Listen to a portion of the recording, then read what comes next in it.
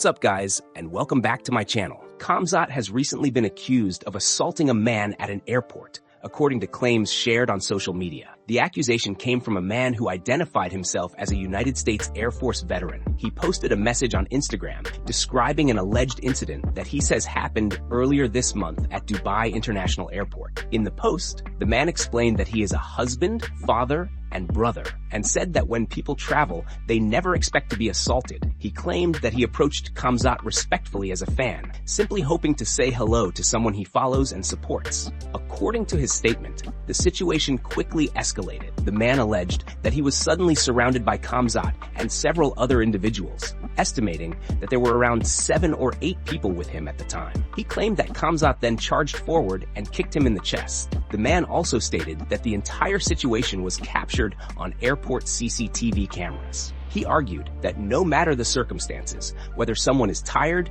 intoxicated, or having a bad day, nobody deserves to be physically attacked. He added that he is a 46-year-old United States Air Force veteran and insisted that the rumors about Khamzat's aggressive behavior are real. In a follow-up comment, the man even claimed that Khamzat was taken to jail after the incident, while he himself was later released. However, it is important to note that these claims have not been officially confirmed. The man eventually deleted the entire post from his Instagram account, and at this time, there has been no verified evidence publicly confirming the incident. And before we continue, make sure to leave a like on the video and subscribe to help support the channel. Moving on to another news. Alexander Volkanovski has stepped in to defend Tom Aspinall as the heavyweight contender continues to deal with criticism from fans while recovering from an eye injury. Aspinall has been going through a difficult period after suffering a serious eye poke during his recent fight at UFC 321. Since then, he has been unable to compete, and the situation has sparked plenty of debate online. Some fans have accused Aspinall of exaggerating the injury and acting like a victim. However,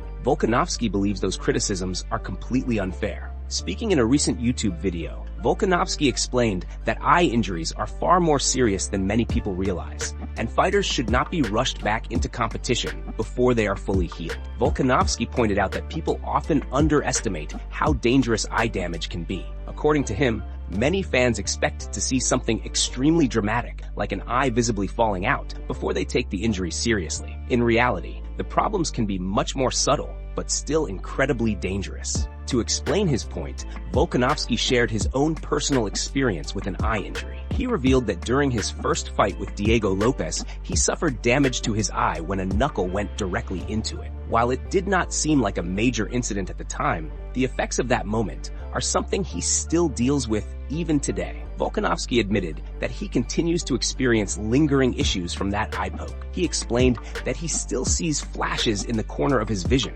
something that has remained with him long after the fight ended. Although the injury did not permanently damage his eyesight, the symptoms serve as a constant reminder of how serious eye injuries can be for fighters. Because of that experience, Volkanovski understands exactly why medical professionals are cautious when dealing with eye trauma. He explained that even something like a small retina tear can become a huge problem if it is not handled correctly. A fighter who returns too early could risk much more serious damage, including the possibility of losing vision entirely. Volkanovski emphasized that when doctors carefully examine a fighter's eye and recommend time away from competition, they are doing it to protect the athlete's long-term health. In situations like this, strict medical protocols are necessary to make sure everything heals properly before a fighter is cleared to return. For that reason, Volkanovski said he genuinely feels for Aspinall during this difficult time. He believes the heavyweight deserves understanding rather than criticism, especially when dealing with an injury that could potentially affect his vision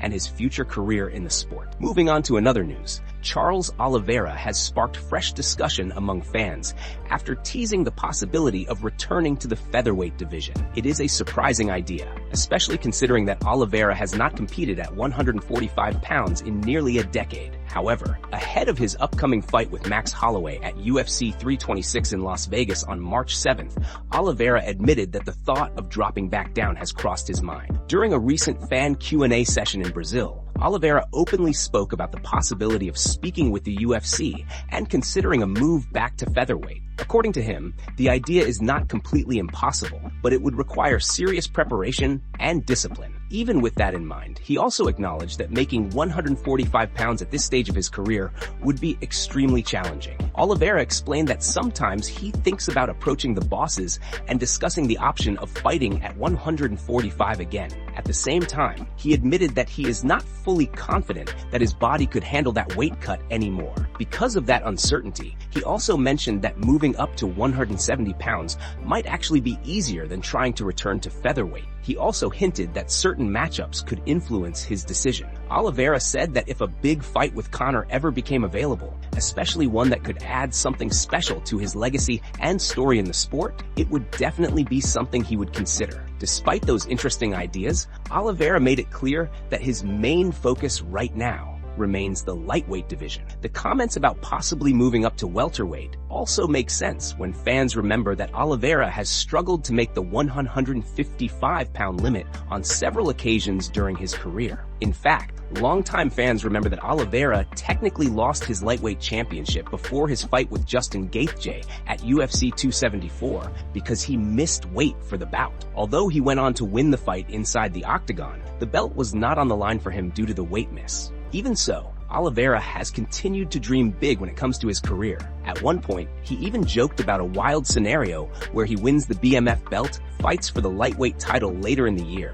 and then eventually vacates both belts before dropping to 145 pounds to chase another championship. For now, though, his immediate challenge is Max Holloway. Holloway recently spoke about Oliveira practicing the famous point-down gesture that invites opponents to stand and trade punches during the final seconds of a fight. Holloway explained that the moment usually happens in the last 10 seconds of the final round, when both fighters agree to throw everything they have left. Looking ahead, Holloway also shared his long-term goals. He wants to become undisputed again and eventually capture a second world title in another division, adding another chapter to his legacy in the sport. Moving on to another news. Sean O'Malley has recently opened up about his long-term plans in MMA, and he revealed that his retirement decision may ultimately come down to one major financial goal. Over the past few months, O'Malley had hinted that he might walk away from the sport around 2027, which surprised many fans, considering he is still in the prime of his career. However, after his victory over Song Yadong at UFC 324, his perspective on retirement appeared to shift. In a recent YouTube video alongside Uriah Faber, O'Malley explained that stepping away from fighting is not something he is currently thinking about. Instead, he admitted that his motivation right now is still strongly connected to financial success and continuing to grow his brand. O'Malley spoke honestly about how he views his career and the popularity he has built. According to him, fans connect with the product he brings into the cage, and he believes delivering high-level performances helps keep his brand growing. While success and recognition matter, he admitted that money still plays a big role in keeping him motivated. He explained that if he decided to stop fighting today, he would still be financially comfortable. He already owns homes and has built a lifestyle that would allow him to live well even without continuing his fighting career. However, despite that security, he still feels driven to chase a bigger financial milestone. O'Malley mentioned something he once heard rapper Lil Baby say, which stuck with him. The rapper talked about not slowing down because he had not yet made $100 million. That idea became a kind of fun goal for O'Malley as well. He revealed that reaching $100 million in career earnings is the number he has in mind before he considers walking away from the sport. According to O'Malley, hitting that number would feel like the perfect moment to close the chapter on his fighting career. He admitted that it might sound ambitious, but he does not see the goal as unrealistic. Instead, he views it as a motivating target that keeps him pushing forward. Beyond the financial side, O'Malley also spoke about a deeper motivation that drives him every day. At 31 years old, he feels he must fully take advantage of the years where his body is strong and capable. He does not want to reach his 40s and look back with regret, wondering why he did not push himself harder while he had the chance. That mindset fuels his desire to keep improving as a fighter. O'Malley believes there is still plenty of room for growth in his overall skill set, especially when it comes to grappling and becoming a more complete martial artist. For him, the real motivation is mastering his full potential while continuing to chase that massive financial milestone. Moving on to another news. Max Holloway recently opened up about several potential opponents he would love to face in the future, even beyond his upcoming rematch with Charles Oliveira at UFC 326. While discussing possible matchups, Holloway made it clear that there are still many exciting fights he would like to pursue before his career eventually slows down. During the conversation, Holloway explained that there are a number of high-level fighters across different divisions that interest him. One name he brought up was Ilia. Holloway admitted that getting a chance to fight Ilia again would definitely be something he would welcome in the future. The rivalry and competitive nature of that matchup makes it a fight that still motivates him. Another name that Holloway mentioned was Khabib. He reminded fans that many people forget he was once scheduled to fight Khabib in the past. That fight was supposed to happen in New York, but the New York Athletic Commission ultimately stepped in and prevented the bout from happening. Because of that situation, Holloway said a part of him would still like to get that opportunity back in some form. Since Khabib is no longer competing, Holloway pointed toward Islam Makhachev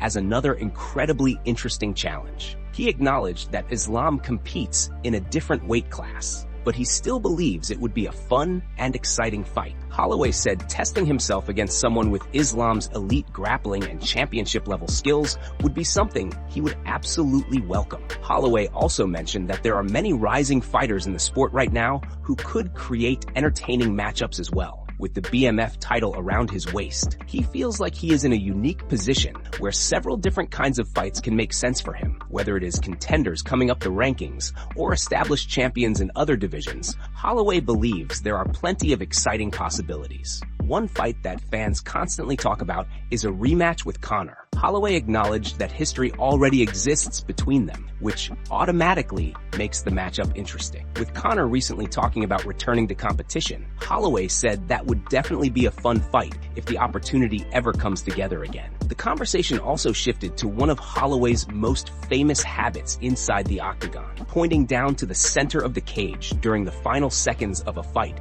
and inviting his opponent to trade punches. Holloway laughed while explaining that his coaches absolutely hate when he does that. According to Holloway, his coaches constantly tell him to avoid doing it and instead move away safely to secure the win. However, Holloway says once he is inside the cage, it is ultimately his decision. He joked that after fights, his coaches celebrate the moment at first, but later, they immediately start asking him what he was thinking. Despite their frustration, Holloway admits they know that instinct and excitement are simply part of who he is as a fighter. Moving on to another news, the UFC recently created a huge buzz after announcing that Dana White would go live on Instagram to reveal major fight news. Many fans immediately began speculating that several matchups for the rumored White House event would finally be confirmed. The anticipation quickly grew across the MMA community as people waited to see what big announcements were coming. During the live session, however, the biggest update turned out to be a major change in the light heavyweight division. It was officially revealed that Alex Pereira has vacated the UFC light heavyweight championship. This decision immediately opened the door for a new champion to be crowned, and the promotion wasted no time announcing the fight that will determine the next title holder. The vacant undisputed light heavyweight championship will now be contested between Jiri Prochazka and the number 3 ranked contender Carlos Ulberg. The fight is scheduled to headline UFC 327, which will take place in Miami at the CSA Center on April 11. Dana White also confirmed that tickets for the event had already gone through pre-sales, while the general ticket sale would begin the following day. The co-main event for the card will feature an exciting flyweight matchup between Van and Tyra. Alongside the title fight and co-main event, several other bouts were confirmed for the stacked lineup. In the heavyweight division, the number 4 ranked Curtis Blades is set to face Josh Hokett in what promises to be a powerful clash. Another interesting fight will see Dominic Reyes return to action against the unpredictable Johnny Walker. There is also a major shift for Paulo Costa, who will be moving up to the light heavyweight division for this event. Costa is scheduled to face the undefeated and number 6 ranked Mirzakhanov, a matchup that Dana White described as a truly exciting fight. The card will also feature Kevin Holland taking on Randy Brown in a welterweight battle that many fans are looking forward to. Veteran Cub Swanson is set to fight Leighton Vandermark, while Tatiana Suarez will face Lupi Godinez in a highly competitive women's matchup. Additional fights include Vincent Luke facing Kevin Gastelum, Benil Dariush taking on Manuel Torres, and Mateusz Gamrot battling Esteban Ribovics. The event will also feature a wild featherweight clash, as Patricio Pitbull returns to fight Aaron Pico. Before ending the announcement, Dana White confirmed that more news is coming soon, revealing that the official fights for the White House event are expected to be announced later this week. Moving on to another news, Ariel Helwani recently shared an interesting update about the possible fights being discussed for the potential White House UFC event. According to him, Conor is currently not expected to fight on that card. Instead, the promotion has been discussing a massive matchup between Alex Pereira and Jon Jones. If that fight cannot be finalized, the backup plan being talked about is Alex Pereira facing Cyril Gane for an interim or possibly vacant heavyweight title. Helwani explained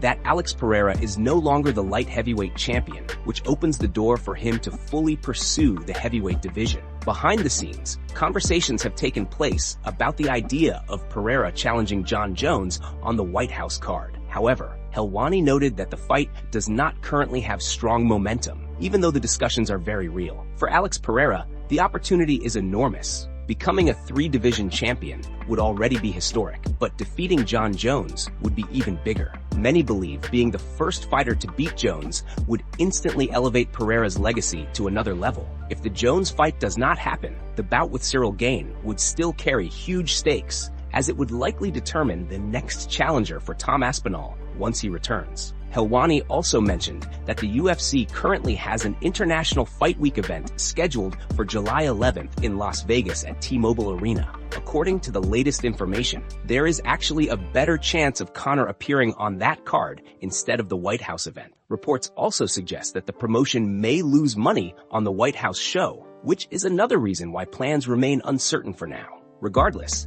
a massive fight involving Alex Pereira appears inevitable, and the heavyweight division could soon see a blockbuster showdown unfold.